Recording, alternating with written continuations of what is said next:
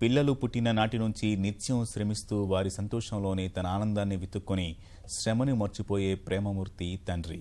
అనుక్షణం బిడ్డల భవిష్యత్తు కోసం తప్పించడమే ఆయనకు తెలుసు. అలాగే గాయకుడిగా, సంగీత గురువుగా కొనసాగుతూనే కుమార్తె భవిష్యత్తు కోసం నిత్యం తప్పిస్తున్న రామాచారి అతని కూతురు సోనీతో ఫాదర్స్ డేను పురస్కరించుకుని ముఖాముఖి. సాధారణంగా అమ్మాయిలంటేనే నాన్న కూచీలు అంటారు. అలాంటి ఓ నాన్న కూచి బాహుబలి 2లో హంసనావా అంటూ ప్రేక్షకులను ఉర్రూతలూగించిన సింగర్ సోనీ ప్రస్తుతం మనతో ఉన్నారు. మరి ఫాదర్స్ డేని పురస్కరించుకొని తన తండ్రి రామాచారితో సోనీ మనతో ఉన్నారు. మరి వాళ్ళ ఇద్దరి మధ్య ఉన్న అనుబంధాన్ని ఆవిడ ఎలా ఎక్స్ప్లెయిన్ చేస్తారు, అదేవిధంగా ఆ తండ్రి కూతుర్ని సంగీతంలో మున్ముందుకు తీసుకెళ్ళడానికి ఎలా సహకరిస్తున్నారు అన్న విశేషాలను వారి మాటలో తెలుసుకుందాం. నమస్కారం అండి. నమస్తే అండి. రామాచారి గారు, ముందుగా మీకు ఫాదర్స్ డే శుభాకాంక్షలు. మీ అమ్మాయి సింగర్గా మంచి సాంగ్తో ప్రేక్షకులను అలరించేసింది. మీరు ఎలా ఫీల్ అవుతున్నారు? ఏ ఫాదర్ అయినా ఆ పిల్లలు బాగా పైకొచ్చి సత్ఫలితాల్ని పొంది ప్రపంచానికి ఆణిముత్యాల్లాగా తయారై వాళ్ళ రంగాల్లో వాళ్ళు రాణిస్తుంటే అంతకంటే ఇంకా ఆనందం ఏమి ఉండదు. అదే కోరుకుంటారే తల్లిదండ్రులైనా. నేను కూడా మా పిల్లలు పాడుతున్నప్పుడు, బాగా నేర్చుకొని పాడుతున్నప్పుడు, అందరూ మెచ్చుకుంటున్నప్పుడు ఒక తండ్రిగా పూర్తి స్థాయిలో నేను ఆనందాన్ని ఫీల్ అవుతుంటాను. సో నేను ఫాదర్స్ డే, మరి ఈరోజు మీ డాడీకి ఏం గిఫ్ట్ ఇవ్వాలనుకుంటున్నావు? సో ఈరోజు కూడా నేను ఎక్స్పెక్ట్ చేస్తున్నాను. యా, ఈరోజు నుంచి చాలా విషయాలు చెప్తూ ఉంటారు కాబట్టి ఇంకొక విషయం ఖచ్చితంగా ఫాలో అవుదామని అనుకుంటున్నాను. సో రామాచారి గారు, మీ అమ్మాయి మీరు చెప్పే దాంట్లోంచి ఒక విషయాన్ని తీసుకొని లైఫ్ లాంగ్ పాటిస్తాను అని మరి ప్రామిస్ చేస్తుంది. గుర్తుంచుకోండి, మీరు ఎప్పుడైనా తను మిస్ చేస్తుందేమో. అండ్ మీరు తనకి తండ్రిగా కాకుండా గురువుగా కూడా తను ఫస్ట్ మీరే శిక్షణ ఇచ్చారు. అవునండి. మరి తన సంగీతంలో ముందుకు రావడానికి గురువుగా మీరు ఎలా ఉండవాలి? ఎందుకంటే తండ్రి గురువుగా ఉన్నప్పుడు కొంచెం కష్టంగా ఉంటుంది. అంత సీరియస్గా చిన్నప్పుడు ఏం చేయలేదండి. నేను చిన్నప్పుడు పిల్లల్ని బాగా ఆడుకొనిచ్చేవాడిని, అల్లరి చేయనిచ్చేవాడిని. అంటే చిన్నప్పటి నుంచే పిల్లలు చిన్నప్పుడు బాగా ఆడుకోవాలండి, బాగా అల్లరి చేయాలి. వాళ్ళే బాగా పెద్దయ్యాక వాళ్ళలో వికాసం చాలా ఎక్కువగా ఉంటుందని నా నమ్మకం, నేను గమనించిన దాన్ని బట్టి. కాబట్టి చిన్నప్పుడు అంతా మోటివేషనల్గానే నేర్పించేవాళ్ళం.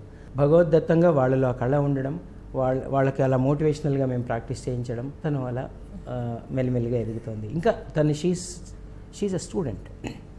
ఐ డోంట్ టెల్, ఇప్పుడే చెప్పాను తను ప్లేబ్యాక్ సింగరు, తను ఇది అదేం చెప్పాను. తన అదృష్టాన తను ఒక మంచి పాట వచ్చింది, తన అదృష్టం అది. కానీ ఇంకా చాలా నేర్చుకోవాలి. మీకు సోనీ మీ నాన్నగారు అల్లరి చేయడం బాగా ఎంకరేజ్ చేశాను అని చెప్తున్నారు. నేను చూస్తే ఇప్పుడు అల్లరి చేసేలాగా కనిపిస్తుంది. ఇప్పుడు అల్లరి అలాగే కొనసాగిస్తున్నావా? నేను ఇంకా మా నాన్నగారికి చిన్నపిల్లనే కాబట్టి ఇంకా అల్లరి చేస్తాను. యా, ఇప్పటికీ చేస్తారండి. ఇద్దరు పిల్లలు ఇంట్లో బాగా అల్లరి చేస్తారు. నేను ఐ అలో ఇట్. అయితే నువ్వు నాన్నగారి దగ్గర ఏదైనా ఒక గట్టి అవసరం ఉంది, మమ్మీ నో చెప్పింది, అలాంటప్పుడు దాన్ని నాన్న ద్వారా సాధించడానికి ఎలా గారాలు పోతావు? అంటే మమ్మీని అడిగా అని ఫస్ట్ చెప్పను, డాడీ అని చెప్పి మెల్లగా ఎక్స్ప్లెయిన్ చేస్తాను. లేకపోతే డాడీ బిజీగా ఉన్నప్పుడు అడుగుతాను. సో డాడీ గ్రాంట్ చేశారు, మమ్మీ పర్మిషన్, అయిపోయింది ఇంకా అంతే. నాన్న అన్న పదాన్ని నువ్వు ఎలా వర్ణిస్తావు? నేను మీకు ఒక చిన్నప్పుడు నా లైఫ్లో ఒక జరిగిన ఇన్సిడెంట్ చెప్తానండి. మా పిన్ని నన్ను ఒక ఐస్ క్రీమ్ షాప్కి తీసుకెళ్ళి ఐస్ క్రీమ్ కొనిచ్చింది. చిన్నగా ఉన్నప్పుడు, లైక్ మేబీ ఒక 2 ఇయర్స్ అనుకుంటా. సో అప్పుడు ఆ ఐస్ క్రీమ్ చూసి హ్యాపీనెస్ ఎలా ఎక్స్ప్రెస్ చేయాలో తెలియక డాడీ అని అరిచాను అనమాట.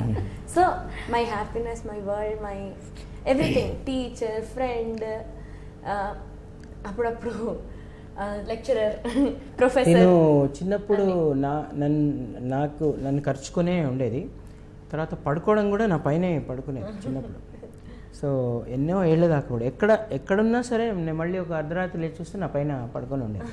సో ఇలా కప్పలాగా ఖర్చుకొని పడుకునేది. నాకు తెలుసు మీరు నాన్న మీద ఏదో సాంగ్ కంపోజ్ చేసి, ఒకసారి మీ ఇద్దరు వాయిస్లో మేము ఆ సాంగ్ వినొచ్చా? తను పాడుతుంది, పాడు. నాను పదమే నాద సుధారసమై నడిపించును జీవితం నవరసభరితం నాను పదమే నాద సుధారసమై నడిపించును జీవితం నవరసభరితం రసభరితం. ఇప్పుడు అమ్మ అంటే అమ్మది కనిపిస్తుంది, నాన్నది కనిపించదు, కానీ లోపల చాలా ఉంటుంది. అంటే పిల్లల జాగ్రత్త విషయంలో, వాళ్ళ చదువు విషయంలో లోపల ఎక్కువ ఆలోచించేది, భయపడేది అన్నీ కూడా నాన్నలే. అమ్మ నాన్న పిల్లల మధ్యలో స్నేహం ఉండాలి.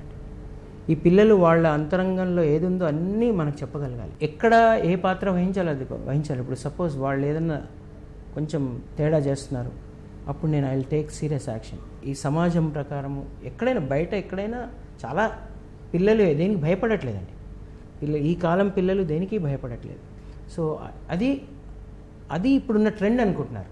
ఆ ట్రెండ్స్లోకి వాళ్ళు పూర్తిగా ట్రెండ్స్లో కంప్లీట్గా వాళ్ళ కెరియర్ మానేసి, వాళ్ళ డెవలప్మెంట్ మానేసి, దానికి బలి కాకుండా చూసుకోవాల్సిన అది ఆవశ్యకత ఉంది. ఇప్పుడు అది పేరెంట్స్ తీసుకోవాలి బాధ్యత.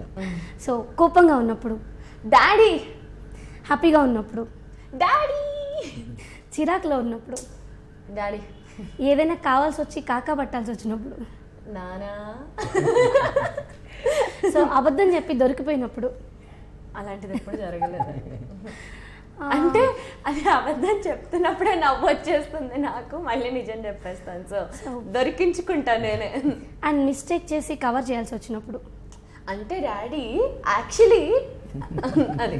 సో చూసారు కదా, తను ఇక్కడి నుంచి మీరు తను పిలిచిందని బట్టి తను ఏం చేసిందో గుర్తుంచుకోండి. అవన్నీ ఎప్పుడో తెలుసు వాళ్ళకి. సో బాగా కవర్ చేస్తుంది అయితే తను ఏదైనా మిస్టేక్ చేస్తే. ఇలాగే మీ అమ్మాయి దేన్ని బాగా ఆలపించగలదు? చిన్నప్పుడు ఏడుపు రాగం అండి. ఏదైనా కావాలంటే ఏడుపు రాగం చాలా జీవించేది. అంటే ఏదన్నా ఉందంటే ఏడుపుతో సాధించేది. ఇప్పుడు పాపం, ఇప్పుడు దానికి కాంట్రాస్ట్ అయిపోయింది. ఇప్పుడు నవ్వేస్తుంది, ఇప్పుడు ఏది చేసినా నవ్వేస్తుంది. సో తండ్రే గురువై తండ్రే మీ ఇద్దరు ఇలా కలిసినారు కాబట్టి, గురువు లాంటి తండ్రి, తండ్రి లాంటి గురువుతో కలిసి సోనీ వాయిస్లోంచి మేము ఒక సాంగ్ వినాలి అనుకుంటున్నాం. సరిగమ పదని స్వరాలే మది పాడే, జనన జనన జనన జనన లయగతిలో తనువాడే. సరిగమ పదని స్వరాలే మది పాడే, జనన జనన లయగతిలో తనువాడే. స్వరతాళ సంగమమీ గీతము, హృదయాల రవళించు సంగీతము. స్వరతాళ సంగమమీ గీతము, హృదయాల రవళించు సంగీతము. ఆ సదమనిదమరి సరిగమ పదని స్వరాలే మది పాడే, జనన జనన లయగతిలో తనువాడే. ఓకే సార్, చివరిగా ఫాదర్స్ డేని పురస్కరించుకొని మీరు ఏదైనా మెసేజ్ ఇవ్వాలనుకుంటున్నారా? అందరు ఫాదర్స్ పిల్లలకి దేవుడికి ప్రతిరూపాలు. అంటే అంటారు కదా, అమృతం తాగిన వాళ్ళు దేవతలు దేవుళ్ళు, అమృతం తాగిన వాళ్ళు దేవతలు దేవుళ్ళు, అవి కన్న బిడ్డలకు పంచేవాళ్ళు అమ్మా నాన్నలు. మన అందరి అమ్మా నాన్నలు. ముందు పిల్లలకి అది అర్థం కావాలి. పిల్లలకి తల్లిదండ్రులు అనేది దేవుడికి ప్రతిరూపాలు. తల్లి, తండ్రి, గురువు, ఈ ముగ్గురే అండి మనల్ని తీర్చిదిద్దేది. తర్వాత ప్రతి నాన్నలకు కూడా, అమ్మలకు నేను ఇచ్చే సలహా ఏంటంటే, మీ పిల్లల్లో ఉండేటువంటి ఆ ప్రతిభను, ఒక్కొక్కళ్ళలో ఒక స్కిల్ ఉంటుందండి. ఒకళ్ళకి సింగింగ్ ఉండొచ్చు, ఇంకొకళ్ళకి ఇంకోటి. వాళ్ళ స్కిల్స్ని కిల్ చేయకండి.